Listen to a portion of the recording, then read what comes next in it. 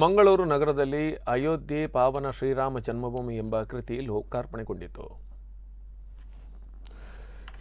ನಿವೃತ್ತ ಪ್ರಾಧ್ಯಾಪಕ, ಲೇಖಕ, ವಿಶ್ವ ಹಿಂದೂ ಪರಿಷತ್ನ ಸೇವಾ ವಿಭಾಗದ ಪ್ರಮುಖ ಡಾಕ್ಟರ್ ಪಿ ಅನಂತಕೃಷ್ಣ ಭಟ್ ಅವರು ಬರೆದಿರುವ ಅಯೋಧ್ಯೆ ಪಾವನ ಶ್ರೀರಾಮ ಜನ್ಮಭೂಮಿ ಕೃತಿ ಲೋಕಾರ್ಪಣೆಗೊಂಡಿತು.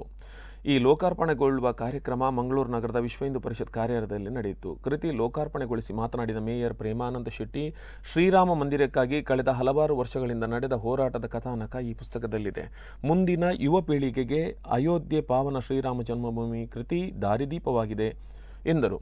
ಮುಖ್ಯ ಅತಿಥಿಯಾಗಿ ಶಾಸಕ ವೇದವ್ಯಾಸ್ ಕಾಮತ್ ಮಾತನಾಡಿ, ಶ್ರೀರಾಮಚಂದ್ರ ಹಾಗೂ ಅಯೋಧ್ಯೆಯ ಕುರಿತು ಮಹತ್ವದ ವಿಷಯಗಳನ್ನು ಒಳಗೊಂಡಿರುವ ಈ ಕೃತಿಯನ್ನು ಹೊರತಂದಿರುವುದು ಶ್ಲಾಘನೀಯ ಎಂದರು. ವಿಶ್ವ ಹಿಂದೂ ಪರಿಷತ್ ದಕ್ಷಿಣ ಪ್ರಾಂತ ಕಾರ್ಯಾಧ್ಯಕ್ಷ ಪ್ರೊಫೆಸರ್ ಎಂಬಿ ಪೌರಾಣಿಕ್, ವಿಶ್ವ ಹಿಂದೂ ವಿಭಾಗ ಕಾರ್ಯದರ್ಶಿ ಶರಣ್ ಪಂಪೇಲ್, ವಿಶ್ವ ಹಿಂದೂ ಪರಿಷತ್ನ ದಕ್ಷಿಣ ಕನ್ನಡ ಜಿಲ್ಲಾಧ್ಯಕ್ಷ ಗೋಪಾಲ್ ಕುತ್ತಾರ್ ಉಪಸ್ಥಿತರಿದ್ದರು.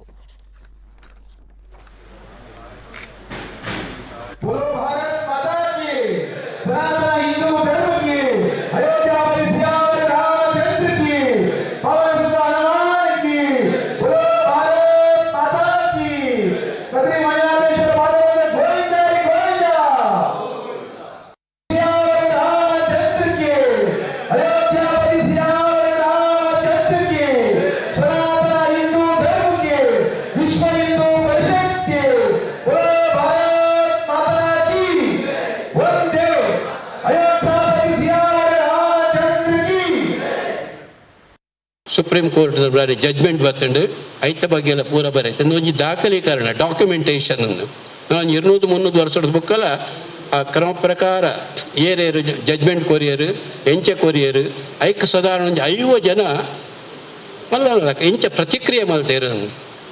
ಕೆಲವರು ಫಾರ್ ಇಪ್ಪು ಎಗೇನ್ಸ್ಟ್ ಇಪ್ಪು ಆ್ಯಸ್ ಇಟ್ ಈಸ್ ಇಂಪಾರ್ಷಲ್ ಅದು ಐನು ಕೂಡ ದಾಖಲೀಕರಣ ಮಲ್ತೇನು ಐಡ್ದ ಬುಕ್ಕ